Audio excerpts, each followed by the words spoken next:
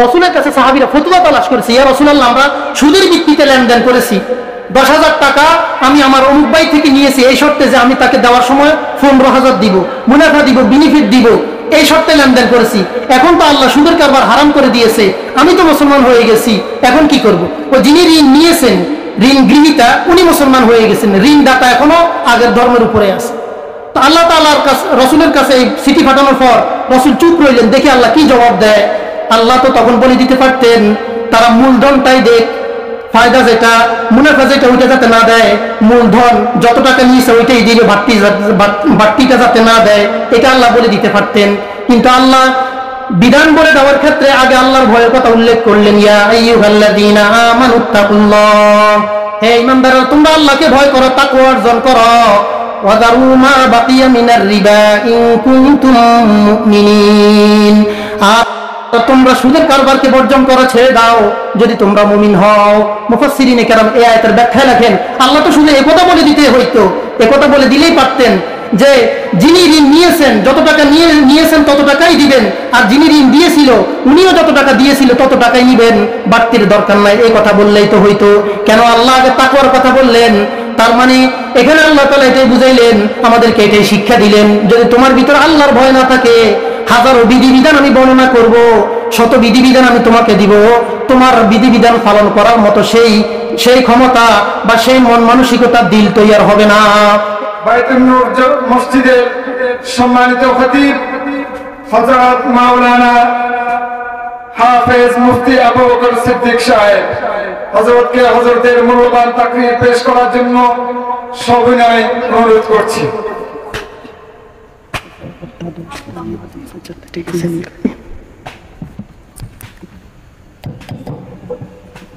আসসালামু আলাইকুম ওয়া রাহমাতুল্লাহি ওয়া বারাকাতুহু।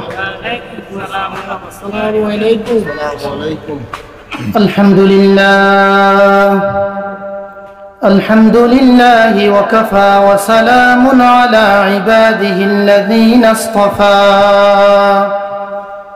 أما بعد فأعوذ بالله من الشيطان الرجيم.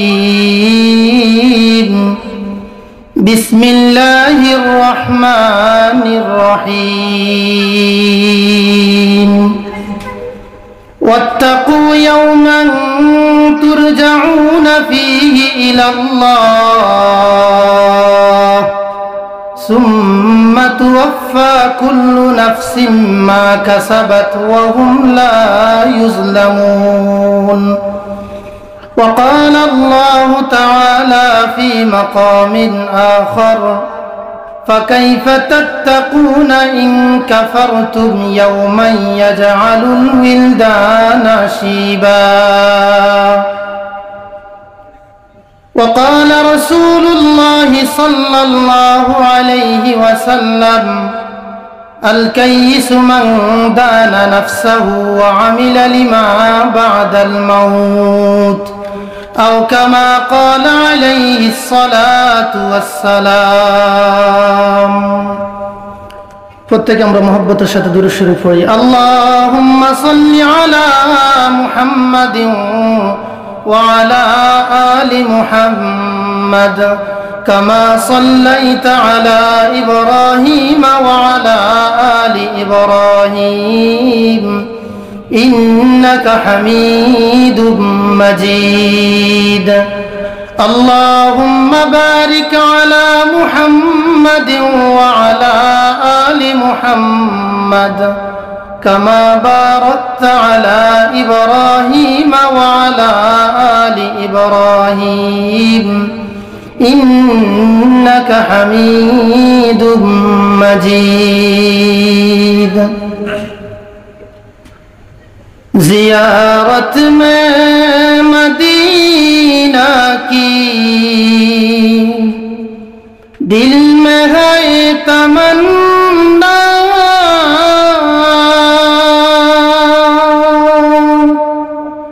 नहीं है मेरे पास सफर का ज़माना. ज़ियारत में मदीना की दिल में है तमन्ना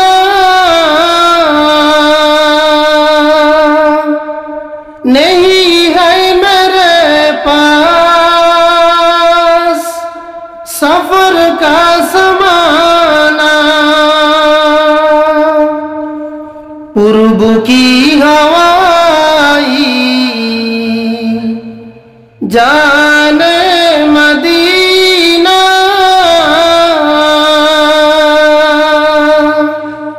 पोसा दो सलाम मेरा रौजा को मदीना पूर्व की हवाई जाने मदीना पोसा दो सलाम मेरा रौजा को मदीना जियारत में मदीना की दिल में है तमन्ना नहीं है मेरे पास सफर का समाना मदीना में जाना मदीना में मरना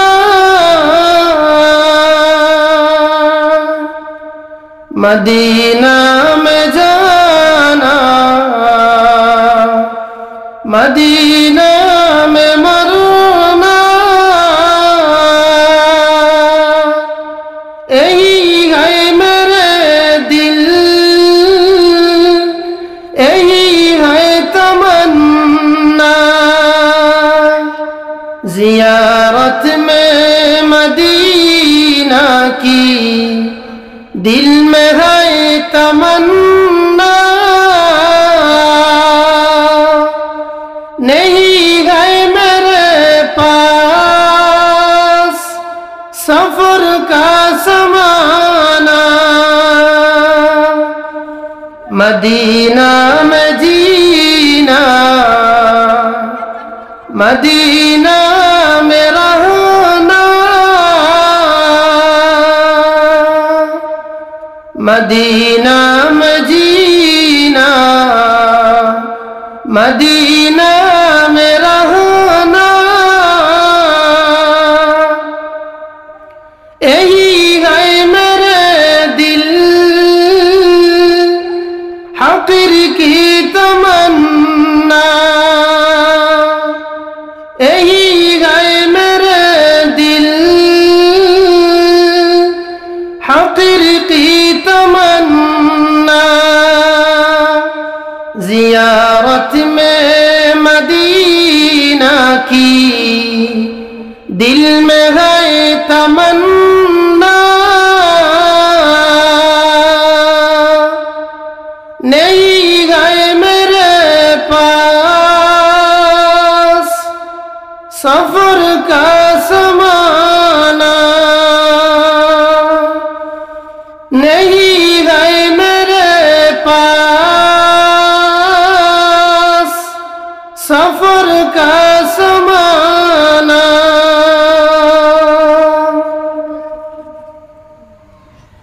আলহামদুলিল্লাহ মহান রব্বুল আলামিনের দরবারে আমরা অসংখ্য অগণিত লাখো কোটি শুকরিয়া আদায় করি আল্লাহ তাআলা আমাদেরকে আজকের এই মধ্যম একলাশপুর বাইতুস সালাম জামে মসজিদ মধ্যম একলাশপুর বাইতুস সালাম মসজিদ এবং যুব সমাজের উদ্যোগে আজকের এই আয়োজিত আজিমুশান ওয়াজ ও দোয়ার মাহফিলে আমাদেরকে আসার বসার এবং কিছু কথা বলার শোনার তৌফিক দিয়েছেন এই জন্য আমরা আল্লাহর কাছে শুকরিয়া আদায় করি আলহামদুলিল্লাহ কোনো ব্যক্তি যখন আল্লাহ পাকের শুকরিয়া আদায় করে আল্লাহ তাআলা তখন ওই বান্দাকে নগদ 3টা পুরস্কার দেন আসরের পরে মুহতারাম হযরত মুফতি জুবায়ের বিন সুলাইমান সাহেব আপনাদেরকে শুকরিয়ার উপরে কিছুক্ষণ আলোচনা করেছেন উনার আলোচনার সাথে আমি কথাও জুড়ে দিচ্ছি কোনো ব্যক্তি যদি আল্লাহ পাকের শুকরিয়া আদায় করে একবার বলে আলহামদুলিল্লাহ আল্লাহ তাআলা তাকে নগদ 3টা পুরস্কারে পুরস্কৃত করে এক নম্বর সে যেই নিয়ামত পেয়ে, যে পুরস্কার পেয়ে, অথবা আল্লাহ তাআলার পক্ষ থেকে যেই রিজিক নিয়ামত পেয়ে শুকরিয়া আদায় করলো,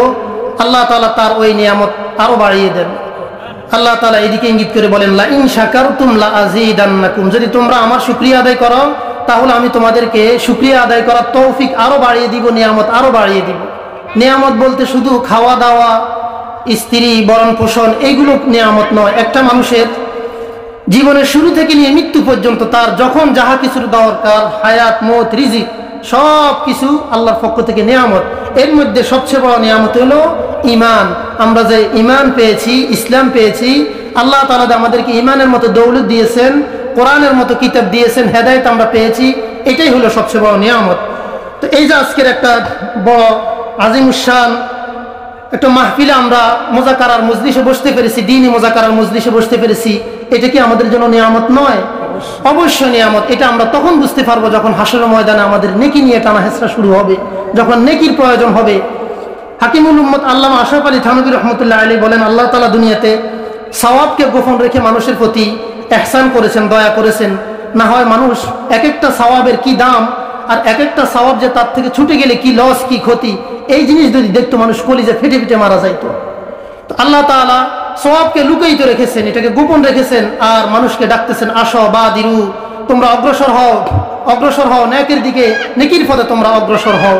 তো শুকরিয়া যে ব্যক্তি আদায় করবে আল্লাহ তাআলা তাকে নগদ 3টা পুরস্কার দিবেন। প্রথম পুরস্কার হলো সে যেই নিয়ামত পেয়ে শুকরিয়া আদায় করলো, আল্লাহ তাআলা তাকে ওই নিয়ামত আরো বাড়িয়ে দিবেন, আরো বাড়িয়ে দিবেন। অর্থাৎ তুমি যে ঈমানের মতো দৌলত পেয়েছো, একটা আজিমুশান ওয়াজ মাহফিলে বসতে পেরেছো। একটা মাহফিল তো আর বললে হয়ে যায় না, পরামর্শ থেকে শুরু করে মাহফিল করার সিদ্ধান্ত বা মাহফিল করার খেয়াল থেকে নিয়ে শুরু করে এই পর্যন্ত কি পরিমাণ কষ্ট আর পেরেশানি, কত দূরে যেতে হয়, কতজনের ধারণা ধরতে হয়, অনেক কিছুর পরে এই পর্যন্ত অনেকের চেষ্টা প্রচেষ্টা, অনেকের সহযোগিতা আল্লাহ তাআলা এই পর্যন্ত এনেছেন। তো এই যে মজলিস আমাদের কায়েম হলো, আমরা এখানে আসতে পেরেছি, বসতে পেরেছি, এটা যে আজকে আমাদের এখানে কায়েম হলো, এখানে যে আমরা আজকে আসার সুযোগ পেলাম, বসার সুযোগ পেলাম, এটা আল্লাহর পক্ষ থেকে আমাদের প্রতি দয়া। আর এই দয়ার মালিক যে আমরা হইতে পারলাম, ভাগীদার আমরা হইতে পারলাম, এর জন্য যত বেশি আমরা শুকরিয়া আদায় করব, আরো বেশি বেশি দ্বীনি ওয়াজ মাহফিলগুলোতে আল্লাহ আমাকে যাওয়ার ব্যবস্থা করে দিবেন, সেই তৌফিক আল্লাহ আমাকে দিয়ে দিবেন। এই হলো 1 নম্বর পুরস্কার। দ্বিতীয় পুরস্কার হলো হাদিস শরীফ, রাসূল করিম সাল্লাল্লাহু আলাইহি সাল্লাম বলেন, তামলাহুল মিজান, আল্লাহ তাআলা শুকরিয়া আদায় করার কারণে কেউ যদি একবার বলে আলহামদুলিল্লাহ, আল্লাহ তাআলা তার মিজানের পাল্লা ভরপুর করে দেন, নেকিতে মিজানের পাল্লা ভরপুর করে দেন। এই হলো শুকরিয়ার 2 নম্বর পুরস্কার। 3 নম্বর পুরস্কার হলো কোন বান্দা যখন শুকরিয়া আদায় করে, বলে আলহামদুলিল্লাহ। আলহামদুলিল্লাহ শব্দের অর্থ হইল সমস্ত প্রশংসা, যাবতীয় প্রশংসা, তাম প্রশংসা মহান আল্লাহর জন্য, সকল প্রশংসা মহান রব্বুল আলামিনের জন্য। আল্লাহ ডাক দিয়ে বলেন, বান্দা তুমি যখন আমার শুকরিয়া আদায় করলে, শুকরিয়া করার আগেও আমি প্রশংসিত ছিলাম, তুমি আমার শুকরিয়া আদায় না করলেও আমি প্রশংসিত থাকবো। তো তুমি যে আমার শুকরিয়া আদায় করলা, আমি দুনিয়ার মানুষের অন্তরে অন্তরে মুখে মুখে তোমার শুকরিয়া উঠাইয়া দিব। ওয়ামান শাকারা ফাইন্নামা ইয়াশকুরু লিনাফসি, যে শুকর আদায় করে সে তার নিজের জন্যই করলো, সে তার নিজের কল্যাণের জন্য করলো, আল্লাহর কোনো উপকার করলো না।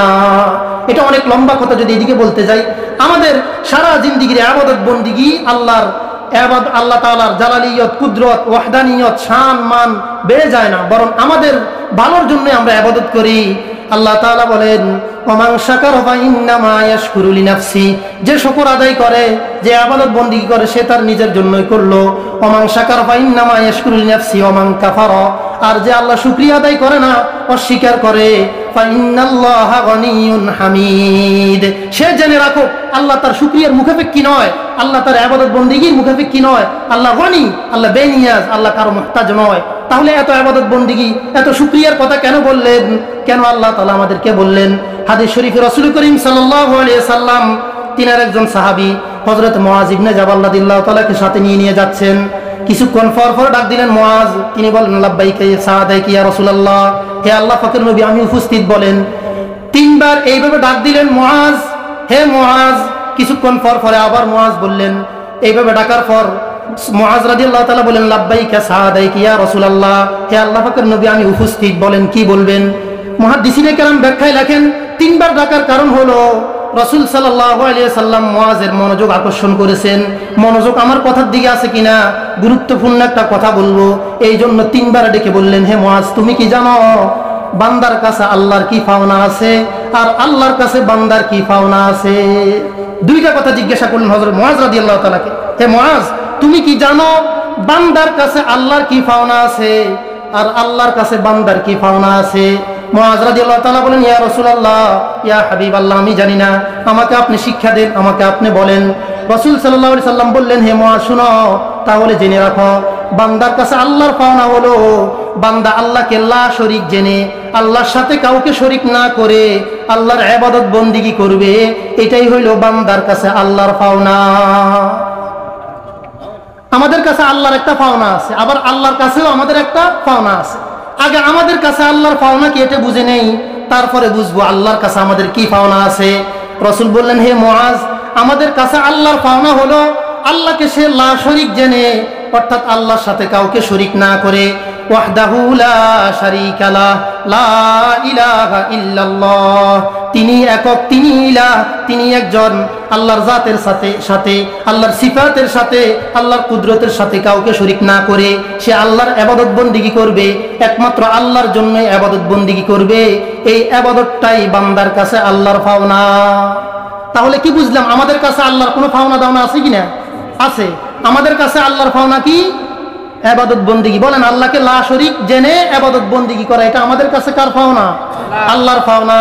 এবার রাসূল বলেন, শুনো, আল্লাহর কাছেও আমাদের একটা পাওনা আছে, সেটা হলো আল্লাহ তাআলা বিনা হিসাবে, আল্লাহ তাআলা কোনো ধরনের শাস্তি না দিয়ে তাকে গুনাহমুক্ত রেখে আল্লাহ তাআলা তাকে বিনা হিসাবে, তাকে শাস্তি না দিয়ে তাকে জান্নাত প্রবেশ করাবেন, তাকে জান্নাতুল ফেরদাউসের মালিক বানিয়ে দিবেন।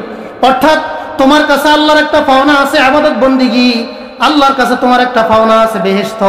এরপর রাসূল বলেন, যেই বান্দা আল্লাহর পাওনা দিয়ে দিবে আল্লাহও তাকে তার পাওনা দিয়ে দিবে। অর্থাৎ আমি যদি আমার ইবাদত বন্দেগী যেটা আল্লাহর কাছে আমি দাও না, ওইটা যদি দিয়ে দেই আল্লাহ আমাকে আমার পাওনা দিয়ে দিবে, অর্থাৎ বেহেশতের মালিক আমাকে বানাইয়া দিবেন। এই আল্লাহর কাছ থেকে আমি যাতে আমার পাওনাটা পাইতে পারি, আমি যাতে আমার পাওনাটা আল্লাহর কাছ থেকে সহজে পাইতে পারি, এই জন্য কোরআনুল কারীম আল্লাহ বারবার বলেছেন, তোমরা আমার ইবাদত বন্দেগী করো, আমাকে ভয় করো, আমাকে ডাকো, আমার নাম নাও, আমার শুকরিয়া আদায় করো, ওই আমার কাছে তোমাদের একটা পাওনা আছে, এটা যাতে তোমরা সহজে পেয়ে যাও। আমার কাছে তোমাদের একটা পাওনা আছে জান্নাত, এটা যাতে তোমরা পেয়ে যাও। এই জন্য আল্লাহ বারবার বলেছেন, ইয়া আইয়ুহান নাসু উবুদু রাব্বাকুমুল্লাযী খালাকাকুম ওয়াল্লাযীনা মিন ক্বাবলিকুম লাআল্লাকুম তাত্তাকুন, হে জগতের মানুষেরা, তোমরা সেই মহান আল্লাহর ইবাদত করো যিনি তোমাদেরকে সৃষ্টি করেছেন, যিনি তোমাদেরকে অনস্তিত্ব থেকে অস্তিত্বে এনেছেন। তোমরা ছিলা অস্তিত্বহীন, সেখান থেকে আমি আল্লাহ তোমাদের অস্তিত্ব আনলাম। সেই আল্লাহর ইবাদত বন্দেগী করো, শুধু তোমাদের নয়, তোমাদের পূর্বওয়ালাদেরকেও আমি করেছি। তাহলে আমাদেরকে যে আল্লাহ কুরআনুল কারীমে বিভিন্ন আয়াতে এবং হাদিস শরীফে রাসূল করিম সাল্লাল্লাহু আলাইহি ওয়াসাল্লাম বিভিন্ন হাদিসে ইবাদত বন্দেগী, আল্লাহকে ডাকা, আল্লাহকে ভয় করার কথা বললেন, এটা কি আল্লাহর জন্য নাকি আমাদের নিজেদের জন্য? নিজেদের জন্য। কি ওই আল্লাহর কাছে একটা পাওনা আছে, সেটা হইল কি? জান্নাত। ওই পাওনাটা যাতে আমরা সহজে পাইতে পারি এই জন্য বলেছেন। এরপর আয়াতের শেষে আল্লাহ বলেন, লাআল্লাকুম তাত্তাকুন, আই তাত্তাকুনা মিনান নার, তোমরা যদি আল্লাহর ইবাদত বন্দেগী নিয়ে দুনিয়া থেকে যাইতে পারো, আমি আল্লাহ খুশি হয়ে তোমাদেরকে জাহান্নাম থেকে মুক্ত রাখবো। সুবহানাল্লাহ। এতক্ষণের আলোচনার দ্বারা কি বুঝলাম? আমাদের কাছে আল্লাহর কোনো পাওনা আছে কিনা? আল্লাহর কাছে আমাদের কোনো পাওনা আছে কিনা? আছে। উভয়ের কাছে পাওনা আছে, কিন্তু বেশ কম আছে। আমাদের কাছে আল্লাহর যে পাওনা ইবাদত বন্দেগী, এটা হইল দাবি মূলে দিতে হবে, অবশ্যই দিতে হবে। আমি আল্লাহর বান্দা, আল্লাহ আমাকে সৃষ্টি করেছেন, অবশ্যই দিতে হবে দাবি মূলে। আর আল্লাহর কাছে আমাদের যে পাওনাটা আছে, এটা দাবি মূলে নয়, দয়া মূলে। দয়া করে আল্লাহ দিলে হবে। আর না হয় আমি যে ইবাদত বন্দেগী করলাম আল্লাহ আমাকে জান্নাত দিতেই হবে, অবশ্যই এরকম নয়। কারণ আমাদের উপরে আল্লাহর সারা জিন্দেগীর ইবাদত বন্দেগী দিয়েও, আমাদের উপরে সারা জিন্দেগীর ইবাদত বন্দেগী আমরা যা করেছি, সমস্ত মানুষের সকল ইবাদত বন্দেগী দিয়েও জান্নাতের একটা ইটের খরিদ্দার আমরা হইতে পারবো না।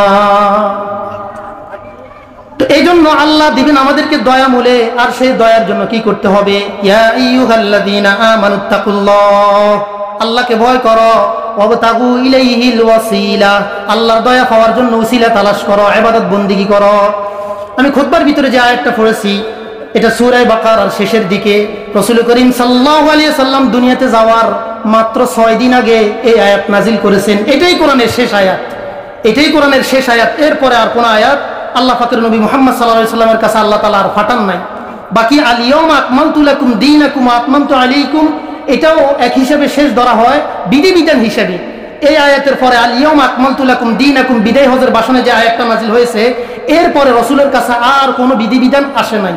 কিন্তু আমি যে আয়াতটা পড়েছি এটা সূরা বাকারার 186 নম্বর আয়াত। আল্লাহ বলেন ওয়াত্তাকু ইয়াউমান তুরজাউনা ফীহি ইলাল্লাহ, তোমরা সকলে ভয় করো, সেই দিনকে ভয় করো যেই দিন তোমরা আল্লাহর কাছে ফিরে যাইবা, মহান আল্লাহর কাছে ফিরে যাইবা, সেই দিনকে তোমরা ভয় করো। বলেন তো সেই দিন কোন দিন? সেই দিন কোন দিন? যেই দিন আমরা সকলে আল্লাহর কাছে ফিরে যাব। বলেন কোন দিন? কিয়ামতের দিন, হাসরের দিন। কোন দিন? কিয়ামতের দিন। সেই দিনকে তোমরা ভয় করো। ওয়াত্তাকু ইয়াউমান তুরজাউনা ফীহি ইলাল্লাহ, সেই দিনকে তোমরা ভয় করো যেই দিন তোমরা সকলে আল্লাহর কাছে ফিরে যাইবা। সুম্মা তুওয়াফফা কুল্লু নাফসিম মা কাসাবাত ওয়া হুম লা ইউজলামুন, আর সেই দিন আল্লাহ তাআলা তোমাদের প্রত্যেককে তোমাদের পাওনা ওয়াফা ইউফি পরিপূর্ণভাবে পরিশোধ করে দিবেন, পাত্র ফুরিয়ে দিবেন, তোমাদের পাওনা তোমাদেরকে পরিপূর্ণভাবে দিয়ে দিবেন। ওয়া হুম লা ইউজলামুন, আর দেওয়ার ক্ষেত্রে তিনি কারো প্রতি জুলুম করবেন না। এই আয়াতের উপরে এটা হলো আয়াতের সাদামাঠা তরজমা। এবার আমরা একটু ব্যাখ্যার দিকে যাই। আল্লাহ যে বললেন ওয়াত্তাকু ইয়াউমান তুরজাউনা ইলাল্লাহ, সেই দিনকে ভয় করো, এই কথা কেন বললেন? সেই দিনকে আমি ভয় করার কারণ কি? সেই দিনকে যদি আমি ভয় করি, পরকালের হিসাব নিকেশের ভয় যদি আমার সামনে থাকে, দুনিয়ার প্রতিটা কাজ আমার জন্য অপরাধ মুক্ত হবে। কোনো পুলিশ আমাকে অপরাধ থেকে ফিরানো লাগবে না, কোনো গোয়েন্দা বাহিনী আমাকে অপরাধ থেকে ফিরানো লাগবে না। তাকওয়া আল্লাহর ভয় আমাকে গুনাহের কাছ থেকে ফিরাবে। হযরত ওমর রাদিয়াল্লাহু তাআলা তিনি তিনার খেলাফত আমলে একদিন তিনি রাস্তা দিয়ে যাচ্ছিলেন, প্রতিমধ্যে তিনার পিপাসা লাগলো, পিপাসা লেগে গেল, এদিক ওইদিক দেখতেছে, কোথাও কোনো মানুষ দেখা যাচ্ছে না। দূরে যাওয়ার পর একটা রাখালকে দেখলেন, সে কতগুলো ছাগল চড়াইতেছে, ছাগলের পাল নিয়ে সে ঘুরাফেরা করতেছে। ওমর রাদিয়াল্লাহু তাআলা কিন্তু তখনও তিনি বাদশাহ, আমিরুল মুমিনিন, অর্ধজাহানের খলিফা, তিনি খলিফা থাকা অবস্থায় কোনো একদিন সফরে তিনি বের হলেন, প্রতিমধ্যে তিনার পিপাসা লেগে গেল, আশপাশে কাউকে কোনো কাফেলা দেখতেছে না। রাখালের কাছে গিয়ে বলল, রাখাল ভাই, আমাকে একটু আপনার যে ছাগলগুলো আছে এই ছাগলগুলো থেকে আমাকে একটু দুধ দেন, আমি একজন মুসাফির, আপনি যদি আমাকে একটু দুধ দিয়ে দয়া করেন, আমি আমার তৃষ্ণা নিবারণ করতে পারবো। রাখালে ওমর রাদিয়াল্লাহু তাআলাকে চিনতে পারলো না, সে জানে একটা ফতিক, একটা মুসাফির। রাখালে উনি যে আমিরুল মুমিনিন ওমর রাদিয়াল্লাহু তাআলা এটা জানে না। বলে, হে মুসাফির ভাই, আমার মালিকে আমাকে ছাগল চড়ানোর জন্য অনুমতি দিয়েছে, আর আমাকে খাওয়ার অনুমতি দিয়েছে, অন্য কাউকে দেওয়ার অনুমতি দেয় নাই। ওমর রাদিয়াল্লাহু তাআলা চিন্তা করলেন, লোকটার ভিতরে কতটা আল্লাহর ভয় আছে, সে মালিকের আমানতের বাহিরে খেয়ানত করে না। তিনি পরীক্ষা করার জন্য আরেকটু অগ্রসর হয়ে বললেন, হে রাখাল ভাই, শোনো, তুমি যদি একটা ছাগল আমার কাছে বিক্রি করো, এতে তোমারও লাভ হবে, আমারও লাভ হবে, তুমি কিছু মুনাফা পাইবা, কিছু টাকা পাইবা, আর আমি ছাগলের দুধ খেয়ে আবার ছাগলটা তোমাকে দিয়ে দিব, আমারও তৃষ্ণা নিবারণ হবে, তুমিও টাকা পাইবা। ওমর রাদিয়াল্লাহু তাআলা এটা কি আসলে তার থেকে ছাগল কেনার জন্য বললেন না পরীক্ষা স্বরূপ বললেন? পরীক্ষা দেখি লোকটা যে আমাকে দুধ দেওয়ার জন্য অস্বীকার করলো, আসলে কি সে আমানতদারিত্বের সাথে বললো নাকি এমনি বললো? এরপরে ওমর রাদিয়াল্লাহু তাআলা যখন তার কাছে প্রস্তাব রাখলো, তখন ওই লোকটা বললেন, আচ্ছা ঠিক আছে, আমি যদি আপনার কাছে একটা ছাগল বিক্রি করে ফেলি, আর এর বিনিময়ে আপনি আমাকে দিনার দিরহাম দিবেন, টাকা পয়সা দিবেন, কিছু মুনাফা দিবেন, বুঝলাম, আমার লাভ হইলো। কিন্তু যখন আমাকে আমার মালিকে জিজ্ঞাসা করবে একটা ছাগল কি করলা, তখন আমি কি বলবো? ওমর রাদিয়াল্লাহু তাআলা ওই কৌশল অবলম্বন তার থেকে কথা বাহির করার জন্য, তাকে পরীক্ষা করার জন্য বললেন, তুমি বলিও একটা ছাগল বাঘে খেয়ে ফেলেছে। কি বলবে? একটা ছাগল বাঘে খেয়ে ফেলেছে। উনি বললেন, হে মুসাফির ভাই, উনি তো আমিরুল মুমিনিন হিসেবে চিনে না ওমর রাদিয়াল্লাহু তাআলা, যে উনি এটা জানে না। ওই যুগে টেলিভিশন, ফ্যাক্স, এরপরে টেলিগ্রাফ, পেপার পত্রিকা, মোবাইল, ইউটিউব এগুলো ছিল না, যার কারণে চিনতে পারতো না। এরপরে ওই লোকটা বলল, হে আমির, হে ওমর রাদিয়াল্লাহু তাআলা, হে ওমর। ওমর বললেন, না হে মুসাফির ভাই, আমি যদি আপনার কাছে একটা ছাগল বিক্রি করে ফেলি, তাহলে আমার মালিকে যখন জিজ্ঞাসা করবে, আমার মনিবে যখন জিজ্ঞাসা করবে, আমি কি বলবো? তখন ওমর রাদিয়াল্লাহু তাআলা তাকে পরীক্ষা স্বরূপ বললেন, আপনি বলবেন যে একটা ছাগল বাঘে খেয়ে ফেলেছে। তখন ওই রাখাল উঠে দাঁড়ালেন আর বললেন, শুনেন, আমি আমার মালিকের আমানতদার একটা রাখাল, আমি যদি বলি একটা ছাগল নয় 10টা ছাগল বাঘে খেয়ে ফেলেছে, আমার মালিক অবশ্যই বিশ্বাস করবে। উনি আর এটার সত্যতা যাচাইয়ের জন্য কোনো ধরনের পরীক্ষার সম্মুখীন করবেন না, আমাকে কোনো ধরনের সিআইডি বা কোনো ধরনের তথ্যর সম্মুখীন করবেন না। আমি যদি আমার মালিককে বলি একটা ছাগল খেয়ে ফেলেছে, অবশ্যই তিনি বিশ্বাস করবে। ইয়া হাযা আইনাল্লাহ, হে মুসাফির, তুমি বলো হাসরের ময়দানে আল্লাহ যখন জিজ্ঞাসা করবে একটা ছাগল কি করলি, তখন আমি কি জবাব দিব? এই যে একটা ছাগল মালিকের অনুমতিতে বিক্রি করে ফেলা, এটা কি নীতি হইতো নাকি দুর্নীতি হইতো? এই দুর্নীতির হাত থেকে কোন পুলিশ বাহিনী তাকে রক্ষা করলো, কোন র্যাব বাহিনী তাকে রক্ষা করলো, নাকি আল্লাহর ভয় তাকে রক্ষা করলো? আল্লাহর ভয় মানুষের ভিতরে যখন অর্জন হয়ে যায়, প্রত্যেকটা গুনার কাছ থেকে বাঁচা তার জন্য সহজ হয়ে যায়। রাসূল সাল্লাল্লাহু আলাইহি সাল্লাম মদিনায় যাওয়ার পর মক্কা থেকে রাসূলের কাছে চিঠি লিখেছে সাহাবীরা, ইয়া রাসূলুল্লাহ, আমরা সুদের ভিত্তিতে লেনদেন করেছি, এখন যিনি ঋণ গ্রহীতা অর্থাৎ যিনি ঋণ নিয়েছেন এই শর্তে যে সুদ দিবে উনি মুসলমান হয়ে গেছে, এখন আমরা কি করব? রাসূলের কাছে চিঠি লেখার পর আল্লাহ তাআলা বিধান দেওয়ার আগে কি বললেন? ইয়া আইয়ুহাল্লাযীনা আমানুত্তাকুল্লাহ ওয়া যারু মা বাকিয়া মিনার রিবা ইন কুনতুম মুমিনিন। খেয়াল করেন, রাসূলের কাছে সাহাবীরা ফতোয়া তালাশ করেছে, ইয়া রাসূলুল্লাহ, আমরা সুদের ভিত্তিতে লেনদেন করেছি, 10,000 টাকা আমি আমার অমুক ভাই থেকে নিয়েছি এই শর্তে যে আমি তাকে দেওয়ার সময় 15,000 দিব, মুনাফা দিব, বেনিফিট দিব, এই শর্তে লেনদেন করেছি। এখন তো আল্লাহ সুদের কারবার হারাম করে দিয়েছে, আমি তো মুসলমান হয়ে গেছি, এখন কি করব? ও যিনি ঋণ নিয়েছেন, ঋণ গৃহীতা, উনি মুসলমান হয়ে গেছেন, ঋণদাতা এখনো আগের ধর্মের উপরে আছে। তো আল্লাহ তাআলার কাছে রাসূলের কাছে এই চিঠি পাঠানোর পর রাসূল চুপ রইলেন, দেখি আল্লাহ কি জবাব দেয়। আল্লাহ তো তখন বলে দিতে পারতেন, তারা মূলধনটাই দেখ, ফায়দা যেটা, মুনাফা যেটা, ওইটা যাতে না দেয়, মূলধন যত টাকা নিয়েছে ওইটাই দিবে, বাড়তিটা যাতে না দেয়, এটা আল্লাহ বলে দিতে পারতেন। কিন্তু আল্লাহ বিধান বলে দেওয়ার ক্ষেত্রে আগে আল্লাহর ভয়ের কথা উল্লেখ করলেন, ইয়া আইয়ুহাল্লাযীনা আমানুত্তাকুল্লাহ, হে ঈমানদাররা, তোমরা আল্লাহকে ভয় করো, তাকওয়া অর্জন করো, ওয়া যারু মা বাকিয়া মিনার রিবা ইন কুনতুম মুমিনিন, আর তোমরা সুদের কারবারকে বর্জন করো, ছেড়ে দাও যদি তোমরা মুমিন হও। মুফাসসিরিনে কেরাম এই আয়াতের ব্যাখ্যায় লেখেন, আল্লাহ তো শুধু একথা বলে দিতে হইতো, একথা বলে দিলেই পারতেন যে যিনি ঋণ নিয়েছেন যত টাকা নিয়েছেন তত টাকাই দিবেন, আর যিনি ঋণ দিয়েছিল উনিও যত টাকা দিয়েছিল তত টাকাই নিবেন, বাড়তির দরকার নাই, এই কথা বললেই তো হইতো। কেন আল্লাহ আগে তাকওয়ার কথা বললেন? তার মানে এখানে আল্লাহ তাআলা এটাই বুঝাইলেন, আমাদেরকে এটাই শিক্ষা দিলেন, যদি তোমার ভিতর আল্লাহর ভয় না থাকে, হাজারো বিধিবিধান আমি বর্ণনা করব, শত বিধিবিধান আমি তোমাকে দিব, তোমার বিধিবিধান পালন করার মতো সেই ক্ষমতা বা সেই মন মানসিকতা দিল তৈয়ার হবে না। এই জন্য আগে আল্লাহর ভয় ঢুকাও, আর আল্লাহর ভয় যদি থাকে তুমি সুদের কারবার থেকে ফিরে আসো। এখানে একটা বিধিবিধান বলতে গিয়ে আল্লাহ তাকওয়ার কথা, আল্লাহ ভীতির কথা কেন বললেন? এই তাকওয়া থাকলে মানুষ হার গুনাহ থেকে বাঁচতে পারে। তো আল্লাহ তাআলা বলেন, ইয়া আইয়ুহাল্লাযীনা আমানুত্তাকুল্লাহ, সেই বিচারের দিনকে ভয় করো,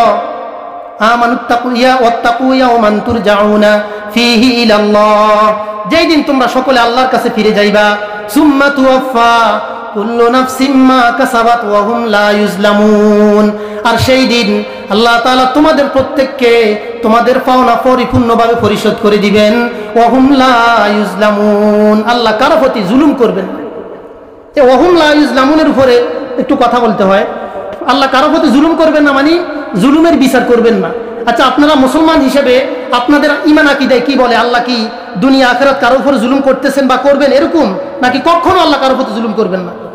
আল্লাহ তাআলা বলেন, ওয়া মা রাব্বুকা বিযাল্লামিল লিল আবিদ, আমি আমার বান্দার প্রতি জুলুমকারী নন। অন্য আয়াতে আল্লাহ বলেন, ওয়া মাল্লাহু ইউরিদু যুলমান লিল ইবাদ, আমি আমার বান্দার প্রতি জুলুম করার ইচ্ছাও করি না, জুলুম করার ইচ্ছাও করি না। ওয়া হুম লা ইউজলামুন, হাসর ময়দানে আমাদের প্রত্যেকের পাওনা দিতে আল্লাহ কারো প্রতি জুলুম করবেন না। তাহলে বোঝা গেল, এক নম্বর কথা হইল হাসরের ময়দানে আল্লাহ আমাদের বিচার করার ক্ষেত্রে কারো প্রতি জুলুম করবেন না। তাহলে জুলুম না করলে কি করবেন? ইনসাফ করবেন। কি করবেন? ইনসাফ করলেও আমরা কেউ রক্ষা পাবো না, ইনসাফ করলেও আমরা কেউ আল্লাহর ধরা থেকে রক্ষা পাবো না। তাহলে উপায় কি? উপায় হইল 3 নম্বর, সেটা হইল দয়ার বিচার। সেটা হইল কি? দয়ার বিচার যদি আল্লাহ করেন তাহলে আমরা রক্ষা পাবো, আর যদি আল্লাহ ইনসাফের বিচার করেন তাহলে আমরা রক্ষা পাবো না। এই ব্যাপারে তাফসীরের কিতাবে একটা ঘটনা লেখেন, রাসূল করিম সাল্লাল্লাহু আলাইহি সাল্লামের হাদিসের কথা উল্লেখ করলেন মুফাসসিরিনে কেরাম। বনি ইসরাইলের যুগের একজন লোক দীর্ঘ অনেক বছর পর্যন্ত ইবাদত বন্দেগী করেছে। সে মানুষের সমাগম থেকে, মানুষের কাছে কিনারে থেকে, সমাজে থেকে ইবাদত বন্দেগী করতে তার কষ্ট হয়, ডিস্টার্ব হয়, ছেলে মেয়ে বিবি বাল বাচ্চা ঝামেলা হয়। এই জন্য আল্লাহর কাছে দোয়া করলেন, আল্লাহ আপনি আমাকে নির্জন একটা জায়গায় নিয়ে যান, যেখানে আমি আপনার ইবাদত বন্দেগী করতে সহজ হবে। নির্বিঘ্নে একটা লোকালয় আমাকে নিয়ে যান, আমি শুধু আপনাকে ডাকবো। আল্লাহ তাআলা তার দোয়া কবুল করলেন আর বললেন, তুমি অমুক দিকে চলে যাও, সেখানে গিয়ে তুমি আমার ইবাদত বন্দেগী করবা। বনি ইসরাইলের ঘটনা বলতেছে, আমাদের নবী আগের উম্মতদের ঘটনা। তখন ওই লোকটা দ্বীপে চলে গেল, সেখানে গিয়ে সে ইবাদত বন্দেগী করতে থাকলো। এইভাবে ইবাদত বন্দেগী করলো 500 বছর। কত বছর? 500 বছর পর্যন্ত ইবাদত বন্দেগী করতেছে। তার ক্ষুধা লাগলে কি খায়, তৃষ্ণা লাগলে কি পান করে। আল্লাহ তাআলা ওই দ্বীপের মধ্যে একটা ডালিম গাছ উঠাইয়া দিলেন, বললেন তোমার যখন ক্ষুধা লাগবে এখান থেকে একটা ডালিম খাইবা। ডালিম খাইলে তার ক্ষুধা নিবারণ হয়। আর সে দ্বীপের মাধ্যমে একটা ছিদ্র করলেন, আঙ্গুল দিয়ে একটা ছিদ্র করলেন, সেখান দিয়ে ঝর্ণার মতো স্বচ্ছ পানি বাহির হয়, আর এটা খাইলে তার তৃষ্ণার নিবারণ হয়। একদিকে আনার খাচ্ছে, ডালিম খাচ্ছে, তার ক্ষুধা নিবারণ হচ্ছে, আরেকদিকে সে পানি খাচ্ছে, তার তৃষ্ণা নিবারণ হচ্ছে। এইভাবে দিন পার হয়, রাত পার হয়, সপ্তাহ পার হয়, মাস পার হয়, বছর পার হচ্ছে। 500 বছর পর্যন্ত ইবাদত বন্দেগী করলো। আর সে আল্লাহর কাছে দোয়া করতে থাকলো, আল্লাহ আমার যখন মৃত্যু হবে আপনি আমাকে সেজদা অবস্থায় মৃত্যু দিয়েন। হাসরের ময়দানে আমি যখন উঠবো আমাকে এই সেজদা অবস্থায়, সেজদা থেকে আমাকে উঠাইয়েন। রাসূল সাল্লাল্লাহু আলাইহি সাল্লাম বলেন, আল্লাহ তাআলা ওই ব্যক্তির দোয়া কবুল করলো। 500 বছর পর্যন্ত আল্লাহর হুকুমে ওই দ্বীপে গিয়ে সে ডালিম খেয়ে আর পানি খেয়ে ইবাদত বন্দেগী করলো 500 বছর পর্যন্ত। তার মৃত্যু যখন হলো, সেজদা অবস্থায় তার মৃত্যু হলো। হাসরের ময়দানে আল্লাহ যখন তাকে উঠাবেন, সেজদা থেকেই তাকে এভাবে উঠাবেন, সেজদা থেকে তাকে উঠাবেন। বলুন তো লোকটা কত বছর পর্যন্ত ইবাদত বন্দেগী করলো? 500 বছর পর্যন্ত। এই ঘটনা আমি কেন বলতেছি? ওই যে হাসরের ময়দানে আমরা ইনসাফের বিচার করলে আমরা কেউ রক্ষা পাবো না, দয়ার বিচার করলে আমরা রক্ষা পাবো। এখন এই লোকটাকে আল্লাহ তাআলা সেজদা থেকে যখন উঠাবে, সে উঠে খুশি হয়ে যাবে, আমি তো নির্বিঘ্নে শত বছর ইবাদত করেছি। তখন আল্লাহ তাআলা তার আমলনামা মেপে ফেরেশতাদেরকে বলবেন, এই ফেরেশতারা আমার এই বান্দাকে আমার দয়ায় বেহেশতে নিয়ে যাও, আমার এই বান্দাকে আমার দয়ায় বেহেশতে নিয়ে যাও। এই কথা বলার পর সে বলবে, আল্লাহ আপনার দয়ায় যদি বেহেশতে যাইতে হয় আমার 500 বছরের ইবাদত বন্দেগী গেল কোথায়? আল্লাহ তাআলা তার কথার দিকে কোনো ভ্রুক্ষেপ করবে না, তার কথার দিকে কোনো পরোয়া না করে আবার বলবে, এই ফেরেশতারা আমার এই বান্দাকে আমার দয়ায় বেহেশতে নিয়ে যাও। সে আবার বলবে, আল্লাহ আপনার দয়ায় যদি বেহেশতে যাইতে হয় তাহলে আমার 500 বছরের ইবাদত বন্দেগী গেল কোথায়? 2 বার রিপিট করার পর এবার আল্লাহ বলবেন, তাহলে আসো হিসাব মিলাও। এতক্ষণ তোমার আমি দয়ার বিচার করে মুক্ত করতে চাইলাম, এখন তুমি ইনসাফের বিচার করে হিসাব মিলাইতে চাইছো, আসো হিসাব মিলাও। এবার আল্লাহ তাআলা হিসাব মিলাইবেন, তুমি যে 500 বছর পর্যন্ত আমি তোমাকে একটা দ্বীপে জীবিত রেখেছি, তোমার চোখ ভালো রেখেছি, দিমাগ ভালো রেখেছি, হাত পা ভালো রেখেছি, সবকিছু ভালো রেখেছি। আচ্ছা বলো তো, তোমার যদি 2টা চোখ আমি অন্ধ করে দিতাম, তোমার ব্রেন যদি আমি আউট করে দিতাম, এই 500 বছরের ইবাদত বন্দেগী দুনিয়ার কোন বাজারে বিক্রি করলে তুমি 2টা চোখ পাইতা? তখন সে বলবে, আল্লাহ আমি পাইতাম না। এরপর আল্লাহ বলেন, ঠিক আছে মেনে নিলাম। 500 বছর পর্যন্ত কত শত ডালিম খাইছ, আর কত শত গ্যালান লিটার পানি খাইছ, এইগুলোর হিসাব তুমি আমার জন্য কি আনছ? তুমি বলো 500 বছরের ইবাদত বন্দেগী এগুলোর মোকাবেলায় হইতেছি কিনা? সে দেখবে যে হইতেছে না। তখন আল্লাহ বলেন, তুমি হইলা দেনাদার, আমি হইলাম পাওনাদার, মেনে নিলাম, হয়ে গেছে। এবার বলো, তোমাকে যে আমি এই 500 বছর পর্যন্ত ইবাদত করার জন্য 2টা চোখ খুব ভালো রাখছি, এরপরে তোমাকে ডালিমগুলো তোমাকে প্রত্যেক দিন খাওয়ার জন্য সেখানে 500 বছর পর্যন্ত কত শত ডালিম দিয়েছিলাম, পানি দিয়েছিলাম, এইগুলোর জন্য তুমি কি এনেছ? তখন সে হিসাব মিলাইতে পারবে না, সে ধরা খেয়ে যাবে। তখন আল্লাহ তাআলা বলবেন, হে ফেরেশতারা একে তোরা জাহান্নামে টেনে হেঁচড়ে নিয়ে যা। তখন সে বলবে, আল্লাহ হিসাব লাগবে না, হিসাব লাগবে না, আপনি দয়া করে আমাকে জান্নাত দেন। আল্লাহ তাআলা তার কোনো কথা শুনবেন না। এই ভেবে সে আল্লাহর কাছে হিসাব চাইতে গিয়ে ধরা পড়ে যাবে। আল্লাহ তাআলা তাকে ইনসাফের বিচার না করে দয়ার বিচার করে তাকে মুক্ত করে দিতে চাইছিলেন। তো বলতেছিলাম হাসর ময়দানে বিচারের ক্ষেত্রে আল্লাহ কারো প্রতি জুলুম করবেন না, তাহলে ইনসাফ করবেন। ইনসাফ করলেও আমাদের কারো রক্ষা নাই, তাহলে কি দয়ার বিচার করলে তাহলে আমরা রক্ষা পাইতে পারবো। ওই যে আমি যে এতক্ষণ বলেছিলাম আল্লাহর কাছে যে আমরা যে পাওনাটা আছি জান্নাত, এটা দাবি মূলে নয়, দয়া মূলে। আচ্ছা বলুন তো, আমরা সাবালক হওয়ার পর, বুঝ জ্ঞান হওয়ার পর যে ইবাদত বন্দেগী ধরেছি, তখন থেকেই কি আল্লাহ আমাদের উপর নিয়ামত দিতেছেন নাকি এর আগ থেকেই আল্লাহর দয়া মায়া নাজ নিয়ামত আমাদের উপরেই অবারিতভাবে উন্মুক্তভাবে বর্ষণ হইতে আছে? এর আগ থেকে না, আমি আপনার মায়ের পেটে থাকার আগেই আল্লাহ তাআলা আমাদের জন্য আমাদের খাবার রেডি করে রেখেছেন। দুনিয়াতে আসার পর কি করব, কি খাইবো, সবকিছু তখন থেকেই আল্লাহ তাআলা রব বলে সবকিছু করে দিয়েছেন। রব কাকে বলে? যাহার যখন যে জিনিসের যতটুকুন প্রয়োজন তাকে ওই জিনিস চাওয়ার আগে যিনি পৌঁছে দেন তিনি হলেন রব। আর আল্লাহ তাআলা বলেন যে আমি রব হিসেবে তোমাদের সকল কিছু তোমাদের চাওয়ার আগে দিয়ে দেই।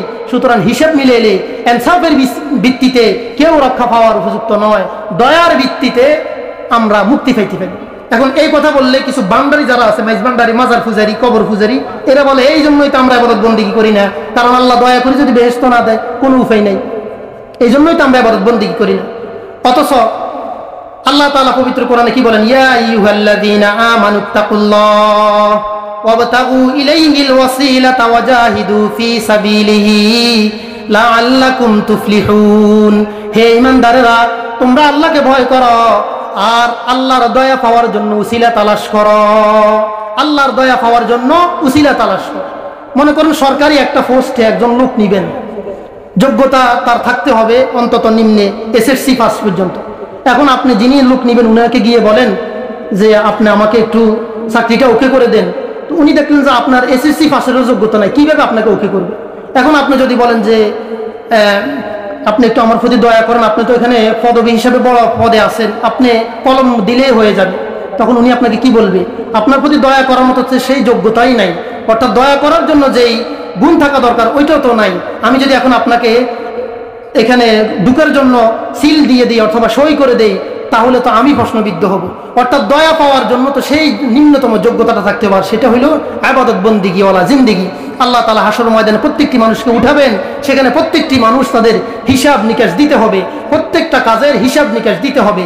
এই হাসর ময়দানে হিসাব নিকাশের বেলায় প্রত্যেকটা মানুষ 4 ভাগে বিভক্ত হবে। হাসর ময়দানে হিসাব নিকাশের বেলায় প্রত্যেকটা মানুষ কত ভাগে বিভক্ত হবে? 4 ভাগে বিভক্ত হবে। একদল মানুষ যাদের কোনো হিসাব হবে না, বিনা হিসেবে বিনা ওজনে এরা জাহান্নামে চলে যাবে, প্রথম প্রকার। দ্বিতীয় প্রকার হলো এদেরও কোনো আমলনামা ওজন হবে না, বিনা ওজনে বিনা হিসাবে এরা জান্নাতে চলে যাবে, সুবহানাল্লাহ। তৃতীয় প্রকার দল হলো এদের হিসাব হবে, তবে হিসাবটা হবে সহজ। চতুর্থ প্রকার হলো এদের হিসাব হবে, হিসাবটা হবে কঠিন। এই 4 দলের পরিচিতি আমি দিয়েই শেষ করে দিব। এরপরে আপনারা বুঝবেন কে কোন দলে আছেন, তারপরে সিদ্ধান্ত নেবেন আপনার দল কি, আপনার সিরিয়াল নম্বর কি পরিবর্তন করা দরকার নাকি এভাবেই থাকবে। প্রথম প্রকার যাদের কোনো আমল নামা ওজন হবে না, হিসাব হবে না, বিনা হিসাবে বিনা ওজনে জাহান্নামে যাবে, বলেন নাউজুবিল্লাহ। বিনা হিসাবে বিনা ওজনে জাহান্নামে যাবে, এরা হইল কারা? এরা হইল 2 দল। এরা হইল 2 দল। 1 নম্বর সমস্ত বেদিন কাফেররা, এরা বিনা হিসাবে বিনা ওজনে আমল নামা, এদের হিসাব হবে না, ওজন হবে না, এরা বিনা হিসাবে জাহান্নামে যাবে। এইদিকে ইঙ্গিত করে আল্লাহ বলেন ফালা নুকিমু লাহুম ইয়াউমাল কিয়ামাতি ওয়াজনা। যার আমল নামায় আমি ঈমান পাবো না, তার অন্য কোন আমলের আর ওজন হবে না। এই হইল সমস্ত বেদিন কাফেররা জাহান্নামী। আল্লাহ তাআলা বলেন ওয়াল্লাযীনা কাফারু ওয়া কাযযাবু বিআয়াতিনা উলাইকা আসহাবুন নার হুম ফিহা খালিদুন। সমস্ত বেদিন কাফেররা যারা আল্লাহকে অস্বীকার করে, কিয়ামতকে অস্বীকার করে, পরকালকে অস্বীকার করে, নবীকে অস্বীকার করে, দ্বীন শরীয়তকে অস্বীকার করে, এরা চিরকালের জন্য জাহান্নামী। এরা হাসর ময়দানে উঠে দেখবে এদের আমলনামায় কোনো নেক নাই। এই প্রথম প্রকারের মধ্যে আবার ক আছে, খ আছে। ক হইল সমস্ত কাফের মুশরিক। দ্বিতীয় নম্বর হইল নেক ছিল, আমল ছিল, কিন্তু পরবর্তীতে সব বরবাদ হয়ে গেছে। এরা কারা? এরা হইল মুরতাদ। যারা ইসলামকে অস্বীকার করে, আল্লাহকে অস্বীকার করে, ইসলামকে গালি দেয়, নবীকে গালি দেয়, কোরআনের বিধিবিধানকে নিয়ে হাসি ঠাট্টা করে, তামাশা করে, এই সমস্ত নাস্তিক মুরতাদরা এরাও হাসরের ময়দানে উঠে দেখবে আমলনামা পুরা খালি, জীবন ভর যা কিছু করছে সব শূন্য। এদের ব্যাপারে আল্লাহ বলেন ومن يبتغ غير الإسلام دينا فلن يقبل منه وهو في الآخرة ومن يرتد منكم عن دينه فيمت وهو كافر فأولئك حبطت أعمالهم في الدنيا والآخرة যারা ইসলামকে বাদ দিয়ে অন্য ধর্ম গ্রহণ করে অন্য ধর্ম গ্রহণ করে ওমাইয়ার তাদিদ মিনকুম যারা মুরতাদ হয়ে যায় ইসলাম ধর্ম থেকে মুরতাদ হয়ে যায় মুরতাদ হওয়ার জন্য আপনি ইমানের 6 কথার সবগুলো অস্বীকার করা লাগবে না যে কোনো একটা নিয়ে উপহাস করলে চাই সেটা ফরজ হোক ওয়াজিব হোক সুন্নত হোক মুস্তাহাব হোক সে ইমান তার ভঙ্গ হয়ে যায় সে কাফের হয়ে যায় এই যে নবীকে নিয়ে কটূক্তি করা অনেক মুসলমানের বাচ্চারা আছে এরা ইসলামের বিধিবিধানগুলি উপহাস করে তার ইমান ছুটে যায় সে বেঈমান হয়ে যায় পিছনের সকল আমল বরবাদ হয়ে যায় ওমাইয়ার তাদিদ মিনকুম আন দীনিহি ফায়ামুত ওয়া হুয়া কাফিরুন ফাউলাইকা হাবিতাত আমালুহুম ফিদ দুনিয়া ওয়াল আখিরা তার দুনিয়া আখিরাত সকল কিছু বরবাদ হয়ে যায় হাসর ময়দানে উঠে দেখবে সে তার কোনো নেক আমল নাই শুধু বদি আর বদি গুনাহ আর গুনাহ এরাও জাহান্নামে যাবে এদের ব্যাপারে আল্লাহ রাসূল সাল্লাল্লাহু আলাইহি সাল্লাম বলেন মান বাদদালা দীনাহু ফাকতুলু যে আওকামা ক্বালা আলাইহিস সালাতু ওয়াস সালাম যে তার ধর্মকে ত্যাগ করে ইসলাম ধর্ম ছেড়ে ভিন্ন ধর্ম গ্রহণ করে তাকে হত্যা করা ইসলামী রাষ্ট্রের সরকারের দায়িত্ব প্রধানমন্ত্রী যিনি হবেন সরকার যিনি হবেন তার দায়িত্ব একটা মুরতাদের হত্যা করলে বাকি সবাই সতর্ক হয়ে যাবে আরে বাপ রে বাপ খাইছে না আর তো ইসলাম নিয়ে উপহাস করা যাবে না এখন হত্যা না করার কারণে শাস্তি না দেওয়ার কারণে দিন দিন কচু পাতার মতো এইভাবে নাস্তিক মুরতাদ হওয়ার হিড়িক পড়ে আছে আর বর্তমান শিক্ষা ব্যবস্থাকেও এইভাবে ঢালাওভাবে সাজানো হয়েছে দুইটা মিশনকে সামনে রেখে এক নম্বর মুসলমানের সন্তান যাতে নামাজি না হইতে পারে আর দ্বিতীয় নম্বর মুসলমানের সন্তান যাতে লতিফ সিদ্দিকী তসলিমা নাসরিন আসাদ নূরের মতো এই সমস্ত লোকদের মতো যাতে নাস্তিক হইতে পারে এই দুই মিশনের উপরে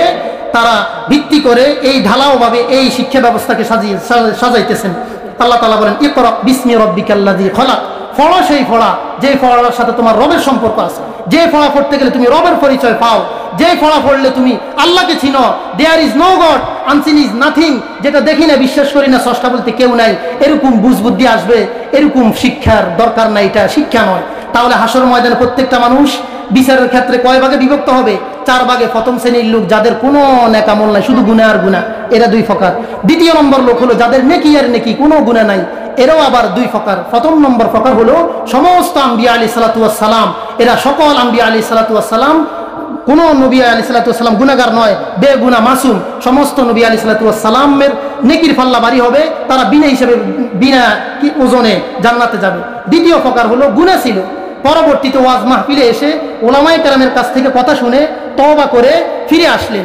আপনাদেরকে এইভাবে তওবার মাধ্যমে গুনাহমুক্ত জীবন শেষ করে গুনাহ থেকে বেঁচে গুনাহমুক্ত জীবন যাপন করার জন্য যাতে আপনারা আসতে পারেন এই জন্য ওয়াজ মাহফিলগুলো তৃতীয় প্রকার লোক হলো এদের হিসাব হবে হিসাবটা একটু সহজ এদের হিসাবটা হবে সহজ এদের আমলনামায় নেকি পাওয়া যাবে বেশি গুনাহ পাওয়া যাবে কম এদের ডান হাতে আল্লাহ তাআলা আমলনামা দিয়ে বলবেন যাও ফাআম্মা মান উতিয়া কিতাবাহু বিয়ামিনি ফাসাউফা ইউহাসাবু হিসাবান ইয়াসীরা তাকে আল্লাহ তাআলা আমলনামা দেখাবেন দেখে বলবেন বান্দা তুমি জানো আর আমি জানি যাও তোমাকে মাফ করে দিলাম সুবহানাল্লাহ এইভাবে আল্লাহ তাআলা তৃতীয় প্রকার লোক যার নেক আমল বেশি অর্থাৎ জীবনভর নেক আমলের উপরে থাকে মাঝে মাঝে কিছু ভুলভ্রান্তি হয়ে যায় এদেরকে আল্লাহ তৃতীয় প্রকার এরা লোক এদেরকে মাফ করে দিবেন চতুর্থ প্রকারের যারা এদের গুনাহ বেশি নেকি কম এরা হইলো কারা গুনার কাজ যারা বেশি করে গুনার কাজ বেশি করে নামাজ ইবাদত বন্দেগী অহরহ ছুটে মন চাইলে মাঝে মাঝে কিছু ইবাদত বন্দেগী করে মানে গুনাহ বেশি নেকি কম গুনাহ বেশি নেকি কম এদের হিসাবটা হবে কঠিন এদেরকে আল্লাহ তাআলা সব কিছু সম্পর্কে জিজ্ঞাসা করবে